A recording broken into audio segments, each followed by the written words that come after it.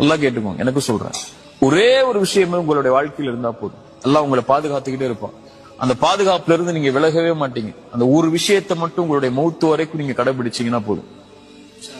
ஃபஜ்ர் தொழுங்க. ரசூலுல்லாஹி ஸல்லல்லாஹு அலைஹி வஸல்லம் சொன்னாங்க, யார் ஃபஜ்ரை தொழுவாரோ அவர் அல்லாஹ்வுடைய பாதுகாப்பில் இருப்பவர். அல்லாஹ்வுடைய பாதுகாப்பில் இருப்பவரை எதுவும் தீண்டாது. ரசூலுல்லாஹ்வுடைய வார்த்தை இல்லையா?